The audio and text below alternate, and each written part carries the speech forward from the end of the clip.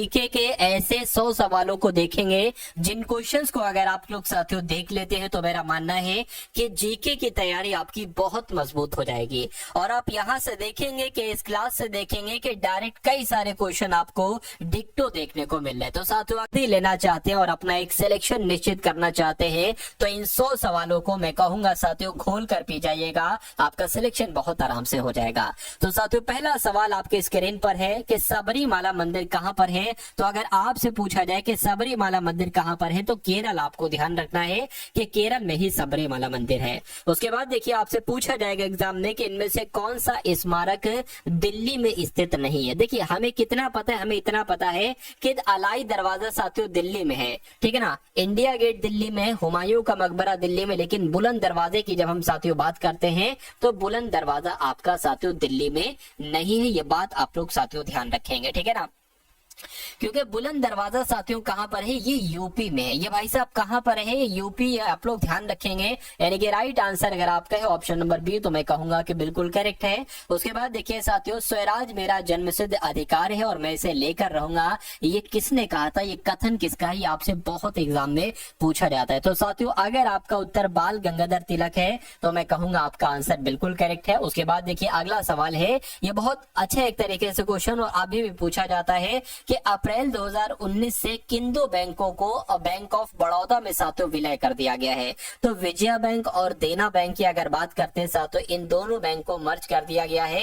यानी कि किन दो बैंकों को, तो विजया बैंक और देना बैंकों को बैंक ऑफ बड़ौदा में विलय कर दिया गया है। उसके बाद देखिए अगला सवाल है कि भारत में केंद्रीय आलू अनुसंधान संस्थान साथियों ये कहां पर है। तो ये तो शिमला में है। राइट आंसर आपका ऑप्शन नंबर ए के साथ जाएगा। उसके बाद देखिए प्रार्थना समाज के संस्थापक कौन है साथियों, तो इनका नाम है आत्माराम पांडुरंग। क्या नाम है इनका, आत्माराम पांडुरंग इनका नाम है और प्रार्थना समाज के यही संस्थापक हैं। उसके बाद देखिए इनमें से दक्षिण अमेरिका के कौन से दो देश स्थल हृदय, क्वेश्चन बहुत आपसे पूछा जाता है। तो दो नाम आप लोग ध्यान रखेंगे, पराग्वे और बोलिविया। ये दक्षिण अमेरिका के साथियों दो देश स्थल हृदय है, पराग्वे और बोलिविया। उसके बाद देखिए किस भारतीय राज्य की मुख्य भूमि की तटरेखा सबसे लंबी है। यानी कि भारत में एक ऐसा कौन सा राज्य है जिसकी तटरेखा सबसे लंबी है। डायरेक्ट सवाल पूछा जाएगा तो गुजरात आपको बता देना है भाई साहब, गुजरात की तटरेखा जो है ना ये सभी राज्यों में सबसे लंबी है। उसके बाद देखिए निम्नलिखित में से कौन सा दर्रा श्रीनगर और लेह को जोड़ता है। तो अगर बात करते हैं साथियों जो आपका जोजिला दर्रा है, आप लोग ध्यान रखेंगे ये श्रीनगर और लेह को जोड़ता है। आंसर आपका जाएगा ए के साथ। उसके बाद देखिए चित्रकला की पट्टचित्र शैली निम्नलिखित में से किस राज्य की सबसे पुरानी और लोकप्रिय कला है, मुझे बताइए। तो यहाँ पर अगर बात करें साथियों ओडिशा की है, ठीक है। राइट आंसर आपका जो जाएगा वो ऑप्शन नंबर ए के साथ जाएगा। अगला सवाल है, सभी दोस्तों की रिक्वायरमेंट पे एक बहुत बड़ा ऑफर लेके आ चुका हूँ मेरे दोस्त। इस प्रैक्टिस सेट के ऊपर आपके लिए एक अच्छा ऑफर है जहाँ से कि अब आपको ये प्रैक्टिस सेट लगाओगे और सबसे सस्ता प्रैक्टिस सेट मिलने वाला है आज तक के यूट्यूब के इतिहास में। दोस्त जो ऐसे जीडी के हमारे 15 प्रैक्टिस सेट की मैं सीरीज लेकर आया हूँ, उसके अंदर मैंने आपको कहा था मेरे भाई कि इन 15 प्रैक्टिस सेट जो आपके सामने हैं हमारे YouTube channel all exam class के ऊपर, जिससे आप कैसे प्राप्त कर सकते हो। तो ये व्हाट्सअप नंबर आपके सामने दिया है, इस पे मैसेज कीजिए। और ये प्रैक्टिस सेट जो आपको 300 रुपए मिलते हैं उनकी मैंने प्राइस रखी थी गुण 50 रुपए। अब इनसे भी माइनस करके मेरे दोस्त मैंने कर दिया है 30 रुपए, मात्र 30 रुपए अंतिम दिनों में इस प्रैक्टिस सेट को आपको लगाने के लिए। गुण 50 से भी माइनस करके, क्योंकि बहुत सारे बच्चों का कमेंट आ रहा है सर हम इतना पैसा पे नहीं कर पा रहे हैं, पास पैसे नहीं है, तो उसके लिए मैंने मात्र 30 रुपए कर दिए हैं और 15 प्रैक्टिस सेट मिल रहे हैं। यानी 2 रुपए में एक प्रैक्टिस सेट जरूर लगाना चाहिए अगर सिलेक्शन चाहिए, क्योंकि 70% कोर्स से इस प्रैक्टिस सेट से ही मिलने वाला है आपको। तो देखते हैं कितने बच्चे लगाते हैं, बढ़ते हैं क्वेश्चन की ओर मेरे भाई। देखिए इंटरनेशनल कोर्ट ऑफ जस्टिस का हेडक्वार्टर कहां पर है। तो इसका हेडक्वार्टर कहां पर है साथियों, द हेग में, नीदरलैंड में है। राइट आंसर आपका जाएगा डी के साथ। अगला सवाल देखिए आपसे यहां पर साथियों पूछा जा रहा है कि गोबी मरुस्थल में से किस महाद्वीप में स्थित है। यानी कि गोबी मरुस्थल तो अपने एशिया महाद्वीप में स्थित है, इसलिए राइट आंसर आपका अगर है ऑप्शन नंबर डी तो मैं कहूंगा बिल्कुल करेक्ट है। राजतरंगिणी के लेखक कौन है साथियों, मुझे बताइए। तो कल्हड़ की अगर बात करते हैं साथियों, कल्हड़ ही कौन है, कल्हड़ ही राजतरंगिणी के लेखक हैं, ये भी आपको मालूम होना चाहिए। उसके बाद देखिए अगला सवाल है कि पानीपत का दूसरा युद्ध किसके बीच हुआ था? तो अकबर और हेमू के बीच हुआ था, लेकिन कब हुआ था? तो 1556 में हुआ था। ये बात तो आपको मालूम होना चाहिए, कई बार आपसे प्रश्न पूछा जा चुका है। तो जो लोग भी ऑप्शन नंबर डी के साथ हैं, मैं कहूंगा आपका आंसर बिल्कुल करेक्ट है। लोकसभा के सदस्यों की अधिकतम संख्या कितनी होती है, मुझे बताइए। तो लोकसभा के सदस्यों की अधिकतम संख्या 552 होती है। कितनी होती है साथियों? 552 होती है। उसके बाद देखिए किस सिख गुरु ने खालसा पंथ की स्थापना की थी? तो ये बहुत आपसे पूछा जाता है कि खालसा पंथ की स्थापना किसने की थी? गुरु गोविंद सिंह जी ने साथियों खालसा पंथ की स्थापना की थी। कंप्यूटर के किस भाग को उसका मस्तिष्क कहा जाता है, मुझे बताइए। देखिए अगर सीपीयू की हम बात करते हैं, यानी कि सेंट्रल प्रोसेसिंग यूनिट को क्या कहा जाता है साथियों? कंप्यूटर का मस्तिष्क कहा जाता है, यानी कि ब्रेन ऑफ कंप्यूटर कहा जाता है। ये बात आप सभी लोगों को मालूम होना चाहिए भाई। बहुत बढ़िया, वेरी गुड क्लास। अब उसके बाद देखिए जो तिरंगा झंडा स्टुटगार्ट में मैडम भीकाजी कामा ने फहराया था, उसे चोरी छिपे ब्रिटिश भारत में कौन लाया था? तो साथियों कौन लाया था? इंदुलाल याग्निक लाया था। इनका नाम आप लोग ध्यान रखेंगे, आपसे सवाल बन सकता है। अगला सवाल देखिए भारत के संविधान में निम्नलिखित में से कौन से संविधान संशोधन में नागरिकों के मौलिक कर्तव्यों को शामिल किया गया है? तो अगर बात करें साथियों 42वां संविधान संशोधन, क्या इसका राइट आंसर होगा? मैं कहूंगा बिल्कुल 42वां संविधान संशोधन के तहत ही साथियों नागरिकों के लिए मौलिक कर्तव्यों को शामिल किया गया था। उसके बाद देखिए इनमें से कौन सा पुरस्कार केवल संगीत से संबंधित है, मुझे बताइए। तो जब हम ग्रैमी पुरस्कार की बात करते हैं तो ग्रैमी पुरस्कार साथियों संगीत के क्षेत्र से संबंधित है।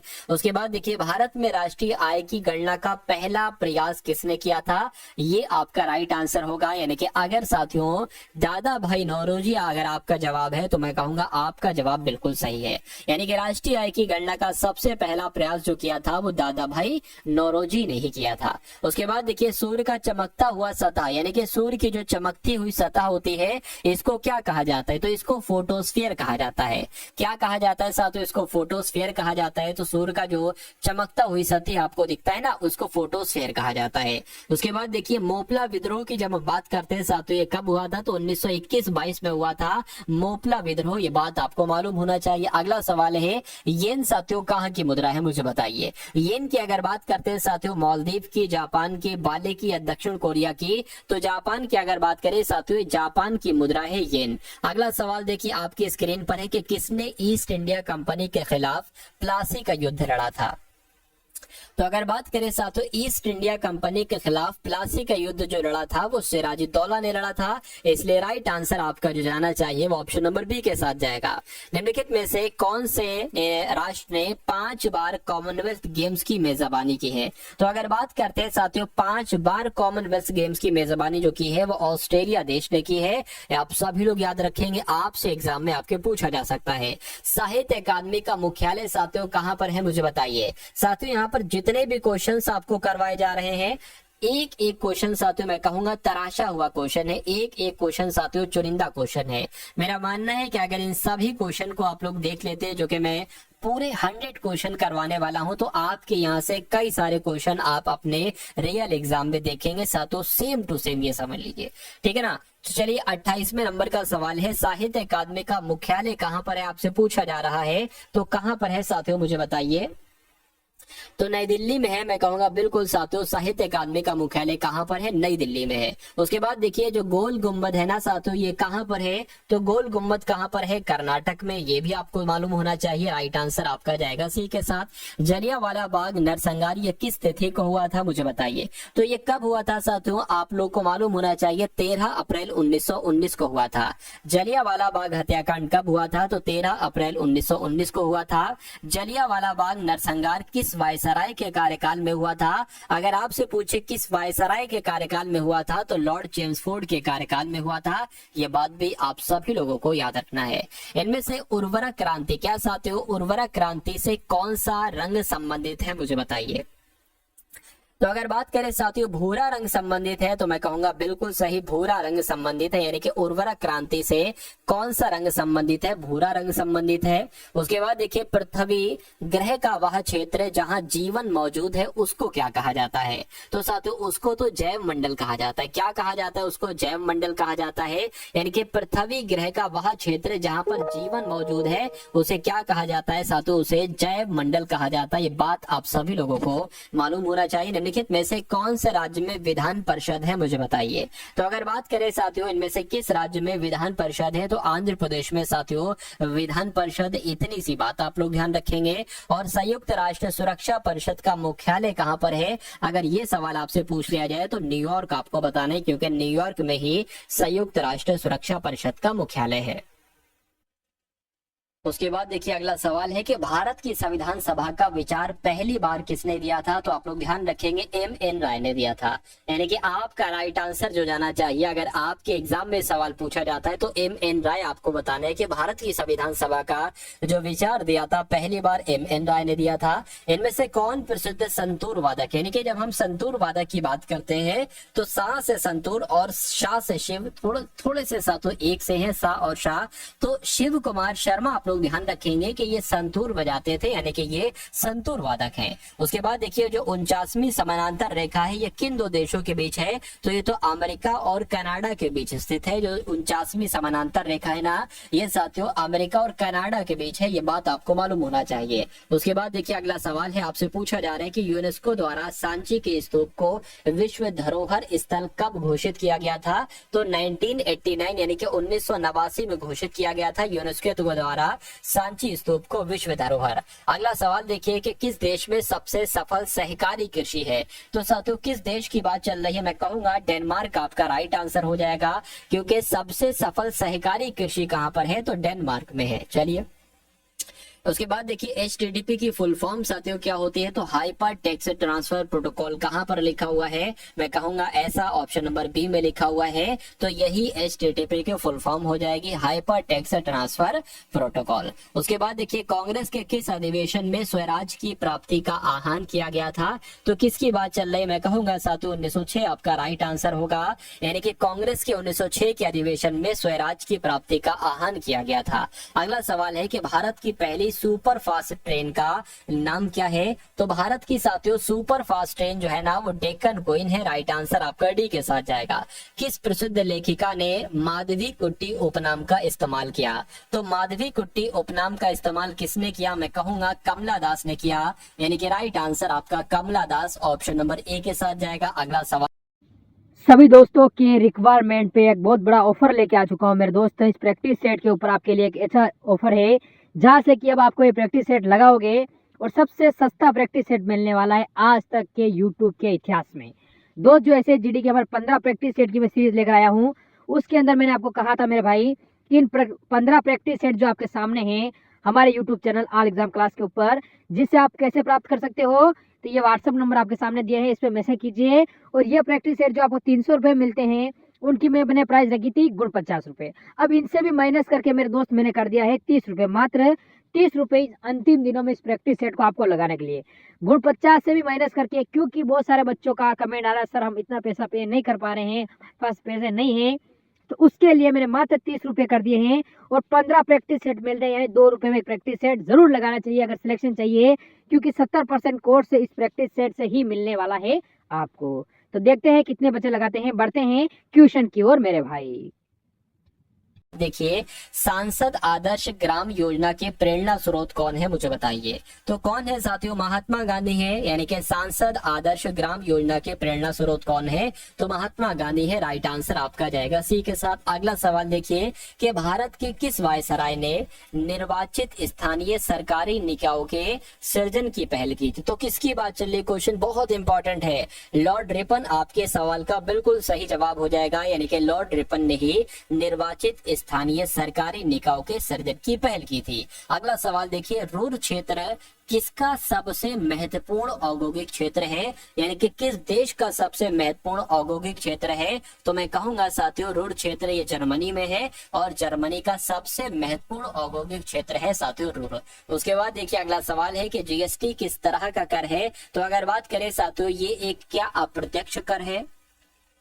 बिल्कुल साथियों, आपने भी सुना होगा ये एक इनडायरेक्ट टैक्स है, यानी कि अप्रत्यक्ष कर है। उसके बाद देखिए भारतीय संविधान में स्वतंत्रता, समानता और बंधुत्व की अवधारणा किस देश से ग्रहण की गई है साथियों? तो ये कहाँ से ग्रहण की गई है? फ्रांस से ग्रहण की गई है, ये बात आप लोग ध्यान रखेंगे। उसके बाद देखिए 1857 के विद्रोह के दौरान भारत में ब्रिटिश महिलाओं को समर्पित एक पेंटिंग इन मेमोरियम किसने बनाई थी? तो ये साथियों किसने बनाई थी? जोसेफ नोएल बैटन ने बनाई थी। इनका नाम आप लोग ध्यान रखेंगे, ये क्वेश्चन भी काफी इंपॉर्टेंट था।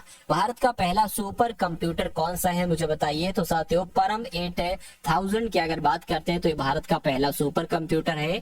चिश्ती सिलसिले के सबसे महत्वपूर्ण शिक्षकों में से एक शेख मोइनुद्दीन चिश्ती की दरगाह साथियों कहाँ पर है? तो इनकी दरगाह कहाँ पर है साथियों? अजमेर में इनकी दरगाह है। और अजमेर कहाँ पर है साथियों? अजमेर राजस्थान में है। अजमेर कहाँ पर है? अजमेर राजस्थान है। उसके बाद देखिए भारत का संविधान दिवस किस दिन को मनाया जाता है?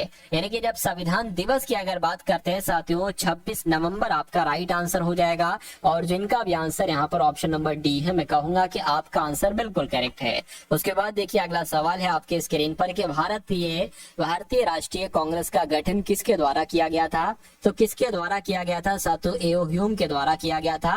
राइट आंसर आपका जाएगा डी के साथ। इनमें से कौन सी भारत की सबसे ऊंची चोटी है मुझे बताइए? अब यहाँ पर अगर बात करें साथियों देखिए भारत की सबसे ऊंची चोटी की बात की गई है तो कंचनजंगा आपका राइट आंसर हो जाएगा, क्योंकि भारत की सबसे ऊंची चोटी कंचनजंगा ही है। निम्नलिखित में से कौन सा एक बाघ संरक्षित यानी कि टाइगर रिजर्व है मुझे बताइए? तो जब हम बात करते हैं साथियों जिम कॉर्बेट नेशनल पार्क की, तो ये एक बाघ संरक्षित है, टाइगर रिजर्व है, आपको मालूम होना चाहिए। निम्नलिखित में से कौन सा एक यूनेस्को विश्व धरोहर स्थल नहीं है मुझे बताइए? चलिए साथियों, तो यहाँ पर अगर बात करें क्या आपका बिल्कुल सही जवाब हो सकता है? तो अगर बात करें देखिए अजंता की गुफाएं भी हैं, रानी का बाग भी है। जंतर मंतर की अगर बात करें साथियों तो जंतर मंतर नहीं है जो दिल्ली में है। मैं कह सकता हूं कि राइट आंसर आपका जाएगा ऑप्शन नंबर सी के साथ। अगला सवाल देखिए कि हुमायूं नामा किसके द्वारा लिखी गई थी? तो ये साथियों गुलबदन बेगम के द्वारा लिखी गई थी। राइट आंसर आपका ऑप्शन नंबर ए हो जाता। उसके बाद देखिए जिम कॉर्बेट राष्ट्रीय उद्यान ये कहाँ पर है? तो मैं कहूंगा साथियों ये उत्तराखंड में है। जिम कॉर्बेट राष्ट्रीय उद्यान कहाँ पर है साथियों? उत्तराखंड में। ये बात आप लोग ध्यान रखेंगे। जिनका भी आंसर ऑप्शन नंबर बी मैं कहूंगा बिल्कुल करेक्ट है। उसके बाद देखिए जीएसटी भारत में अधिरोपित एक अप्रत्यक्ष कर है। जीएसटी की फुल फॉर्म क्या होती है? तो अभी साथियों मैंने आपको बताया था कि ये इनडायरेक्ट टैक्स है। इसकी फुल फॉर्म की अगर बात करें तो गुड्स एंड सर्विसेज टैक्स इसकी फुल फॉर्म है। और ऐसा कहां पर लिखा हुआ है? ऐसा साथियों ऑप्शन नंबर बी में लिखा हुआ है। उसके बाद देखिए दक्षिण अमेरिका का सबसे बड़ा देश कौन सा है मुझे बताइए? तो दक्षिण अमेरिका का सबसे बड़ा देश साथियों कौन सा है? तो ब्राजील है। ये बात आपको मालूम होना चाहिए। राइट आंसर आपका ऑप्शन नंबर ए के साथ जाएगा। भारत का केंद्रीय औषधि अनुसंधान संस्थान साथियों ये कहां पर है? तो मैं कहूंगा ये कहां पर है? ये लखनऊ में। ये कहां पर है साथियों? भारत का केंद्रीय औषधि अनुसंधान संस्थान ये लखनऊ में है। राइट आंसर आप लोग ध्यान रखेंगे। निम्नलिखित में से कौन सा स्थान यूरेनियम के खनन के लिए जाना जाता है? तो जादूगोड़ा की अगर बात करते हैं साथियों जादूगोड़ा ही यूरेनियम के खनन के लिए जाना जाता है। बात आपको मालूम होना चाहिए। राइट आंसर आपका जाएगा सी के साथ। अगला सवाल है कि भारत की सबसे लंबी राजमार्ग सुरंग कौन सी है? तो अटल सुरंग की अगर बात करते हैं साथियों अटल सुरंग ही भारत की सबसे लंबी राजमार्ग सुरंग है। उसके बाद देखिए निम्नलिखित में से कौन सी नदी अरब सागर में गिरती है? तो अरब सागर में साथियों जो है ना वो ताप्ती नदी साथियों गिरती है। ये आप लोग ध्यान रखेंगे। अगला सवाल देखिए यूनेस्को का मुख्यालय कहाँ पर स्थित है? तो यूनेस्को का मुख्यालय कहाँ पर स्थित है? फ्रांस के पेरिस में ही यूनेस्को का मुख्यालय स्थित है। ये आपको मालूम होना चाहिए। अगला सवाल देखिए कि लोकसभा और राज्यसभा की संयुक्त बैठक की अध्यक्षता कौन करते हैं? तो कौन करते हैं साथियों? लोकसभा के अध्यक्ष ही तो लोकसभा और राज्यसभा की संयुक्त बैठक की अध्यक्षता करते हैं। उसके बाद देखिए एक प्रसिद्ध यात्री यानी कि इब्न बतूता, ये कहाँ का निवासी था? तो आपने कई बार ये साथियों पढ़ा होगा, मोरक्को का ये निवासी था जिसका नाम था इब्न बतूता। उसके बाद देखिए अगला सवाल है, निम्नलिखित में से कौन सा देश सार्क का सदस्य है? तो अगर बात करते हैं यहाँ पर अफगानिस्तान की, तो अफगानिस्तान देश सार्क का सदस्य देश है। भारतीय संविधान के जनक के रूप में किसको जाना जाता है? यानी कि संविधान का जनक किसे कहा जाता है? भारतीय संविधान का जनक तो भीमराव अंबेडकर को ही कहा जाता है। उसके बाद देखिए जातक कथाओं की अगर बात करें साथियों, जातक कथाओं का संबंध किससे है? ये यहाँ पर आपसे पूछा जा रहा है। तो इसका संबंध साथियों किससे है? फटाफट अगर बात करें तो मैं कहूंगा बौद्ध धर्म से ही इसका संबंध है जातक कथाओं का। चलिए, कावेरी जल विवाद के बीच है, यानी कि किन दो राज्यों के बीच कावेरी जल विवाद है? मैं कहूंगा कर्नाटक और तमिलनाडु के बीच कावेरी जल विवाद है। अगला सवाल देखिए कि महात्मा गांधी ने कहां पर भारतीय राष्ट्रीय कांग्रेस सत्र की अध्यक्षता की थी?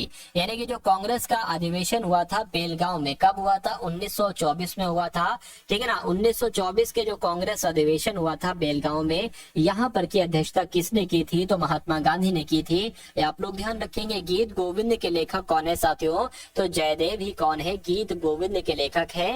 राइट आंसर आपका ए के साथ जाएगा। भारत में सांप्रदायिक चुनावी प्रणाली सबसे पहले किसके द्वारा शुरू की गई थी? तो साथियों किसके द्वारा शुरू की गई थी? मार्ले मिंटो रिफॉर्म्स के द्वारा शुरू की गई थी 1909, ठीक है ना। उसके बाद देखिए अगला सवाल है, कैबिनेट मिशन भारत कब आया? मुझे बताइए। तो कैबिनेट मिशन भारत कब आया? 1946 यानी कि 1946 में ही कैबिनेट मिशन भारत आया। राइट आंसर आपका जाएगा ऑप्शन नंबर ए के साथ। भाई बहुत बढ़िया, वेरी गुड क्लास। अगला सवाल देखिए, निम्नलिखित में से क्या जम्मू कश्मीर में स्थित है? बताइए।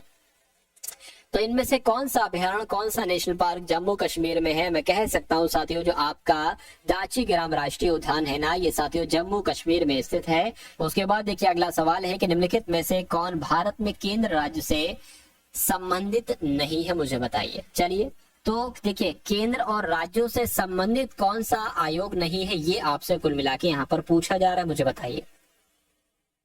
चलिए, तो साथियों यहाँ पर अगर बात करते हैं जो आपका कोठारी आयोग है, ये नहीं है केंद्र और राज्यों से संबंधित। उसके अलावा सभी हैं। महाविस्फोट सिद्धांत का प्रतिपादक किसने किया था साथियों? तो मैं कह सकता हूँ जॉर्ज लेमेंत्रे इनका नाम है, और महाविस्फोट सिद्धांत का प्रतिपादन इन्होंने ही किया था। उसके बाद देखिए सौर प्रभाव मंडल का प्रेक्षण और अध्ययन करने के लिए भारत के वैज्ञानिक मिशन को क्या नाम दिया गया था? तो इसको साथियों आदित्य L1 नाम दिया था। ये आपको भी मालूम होगा, आपको याद होगा साथियों। आदित्य L1 आपका अगर आपने पहले पढ़ा होगा तो आपको मालूम होगा 1 किलोबाइट कितने बाइट के बराबर होता है? मुझे बताइए। तो 1 किलोबाइट साथियों 1024 बाइट के बराबर होता है। राइट आंसर आपका जाएगा बी के साथ। अगला सवाल देखिए कि निम्नलिखित में से कौन से राज्य में विधान परिषद है, यानी कि लेजिस्लेटिव काउंसिल नहीं है? ये आपसे पूछा जा रहा है। चलिए, तो यहाँ पर अगर बात करें देखिए तेलंगाना में है, कर्नाटक में है, महाराष्ट्र में है, लेकिन केरल में नहीं है, ठीक है ना। कहाँ पर नहीं है साथियों? केरल में नहीं है। तो मैं कह सकता हूँ कि अगर आपका आंसर यहाँ पर है ऑप्शन नंबर डी के साथ, तो आपका आंसर बिल्कुल करेक्ट है। भाई बहुत बढ़िया, वेरी गुड क्लास। अगर बात करें कौन कौन से राज्यों में विधान परिषद है, तो साथियों यूपी में है, कर्नाटक में है, महाराष्ट्र में, बिहार में, आंध्र प्रदेश और तेलंगाना में है। इन 6 राज्यों में आप लोग ध्यान रखेंगे विधान परिषद है। जोजिला टनल प्रोजेक्ट ये साथियों कहाँ पर है? मुझे बताइए। तो ये कहाँ पर है? ये तो साथियों जम्मू कश्मीर में है। राइट आंसर आपका ऑप्शन नंबर बी के साथ जाएगा। निम्नलिखित में से कौन सा 2014 में भारत का 29वां राज्य था? मैं कहूंगा तेलंगाना आपका राइट आंसर हो जाएगा, यानी कि 29वें नंबर का जो राज्य बना था वो तेलंगाना ही बना था। भारत में सार्वजनिक क्षेत्र के उद्यमों में विनिवेश प्रक्रिया किस वर्ष प्रारंभ हुई थी? तो साथियों कब प्रारंभ हुई थी आपसे पूछा जा रहा है। 1991 में प्रारंभ हुई थी, 1991 में। उसके बाद देखिए 1912 में सिविल सेवाओं के संबंध में रॉयल कमीशन के गठन के समय वायसराय कौन थे? तो साथियों कौन थे? लॉर्ड हार्डिंग द्वितीय थे। ये भी आप लोग ध्यान रखेंगे। राइट आंसर आपका जाएगा बी के साथ। अगला सवाल देखिए आपके स्क्रीन पर है साथियों, आपसे पूछा जा रहा है कि OECD का मुख्यालय कहां पर है? बताइए। चलिए, तो इसका मुख्यालय कहाँ पर है साथियों? फ्रांस की राजधानी पेरिस में इसका मुख्यालय है। उसके बाद देखिए महान साहित्यिक कृति यानी कि मृच्छकटिकम के लेखक कौन है? तो अगर आपसे एग्जाम में सवाल ये बन जाए कि मृच्छकटिकम के लेखक कौन है, तो शूद्रक आपको बताना है। क्या? शूद्रक, यानी कि आंसर आपका बी के साथ जाएगा। भगवान महावीर का मूल नाम क्या है? तो इनका साथियों मूल नाम क्या था? वर्धमान इनका मूल नाम था। ये आप लोग ध्यान रखेंगे। अगला सवाल है कि रिपब्लिक पुस्तक के लेखक कौन है, मुझे बताइए। तो अगर बात करें रिपब्लिक पुस्तक के लेखक कौन है, तो प्लेटो इनका नाम है और प्लेटो ही रिपब्लिक पुस्तक के लेखक हैं। उसके बाद देखिए बेरिंग जलडमरू मध्य किसे जोड़ता है, मुझे बताइए। तो बेरिंग जलडमरू मध्य साथियों आर्कटिक महासागर को और प्रशांत महासागर को जोड़ता है। ये क्वेश्चन आपके लिए बहुत ही इंपॉर्टेंट है। उसके बाद देखिए अगला सवाल है कि किसी चट्टान में नतवलन को क्या कहा जाता है? तो किसी चट्टान में नतवलन को क्या कहा जाता है? अभिनदी कहा जाता है। ये भी आप लोग याद रखेंगे। निम्नलिखित में से कौन सा एक प्राचीन बौद्ध ग्रंथ है? तो अगर प्राचीन बौद्ध ग्रंथ की अगर बात करते हैं तो अमर्ष, ठीक है ना, अभिधर्म कोश आपका जो होगा वो सही जवाब हो जाएगा, क्योंकि ये एक प्राचीन बौद्ध ग्रंथ है। उसके बाद देखिए विशिष्टाद्वैत दर्शन के संस्थापक कौन थे? तो अगर बात करें साथियों राम अनुजाचार्य की, तो मैं कहूंगा राम अनुजाचार्य ही विशिष्टाद्वैत दर्शन के संस्थापक थे। उसके बाद देखिए असम और अरुणाचल प्रदेश को जोड़ने वाला भारत का सबसे लंबा सड़क सहे रेल पुल को साथियों क्या एक तरीके से कहा जाता है? तो क्या कहा जाता है साथियों? क्या आपका राइट आंसर होगा, आप लोग ध्यान रखेंगे, बोगीबील ब्रिज आपके सवाल का बिल्कुल सही जवाब हो जाता है। उसके बाद देखिए भारत का कौन सा राज्य सोने का सबसे बड़ा उत्पादक है? मैं कहूंगा सोने का सबसे बड़ा उत्पादक राज्य कौन सा है? कर्नाटक राज्य है। इसलिए जिनका आंसर जो लोग भी ऑप्शन नंबर बी के साथ है, मैं कहूंगा बिल्कुल करेक्ट है। निम्नलिखित में से कौन से व्यक्ति बारदोली से संबंधित है? तो अगर बात करते हैं साथियों बारदोली सत्याग्रह से कौन संबंधित थे? सरदार वल्लभ भाई पटेल संबंधित थे। अगला सवाल देखिए दास वंश की स्थापना साथियों किसने की थी, मुझे बताइए। देखिए दास वंश कह लो या गुलाम वंश कह लो, बात एक ही है। दास वंश कह लो या गुलाम वंश कह लो, तो इन दोनों के संस्थापक कौन थे? कुतुबुद्दीन ऐबक थे। उसके बाद देखिए निम्नलिखित में से दक्षिण अफ्रीका की प्रशासनिक राजधानी कौन सी है? तो दक्षिण अफ्रीका की प्रशासनिक राजधानी साथियों प्रेटोरिया है। ये बात आप सभी लोगों को मालूम होना चाहिए भाई, बहुत बढ़िया, वेरी गुड क्लास। उसके बाद देखिए अगला सवाल है आपके स्क्रीन पर कि व्यापकता का सिद्धांत नीति किसने तैयार की थी? तो ये तो जनरल डायर, अगर बात करें जनरल डलहौजी साथियों आपका यहाँ पर बिल्कुल सही जवाब हो जाता है।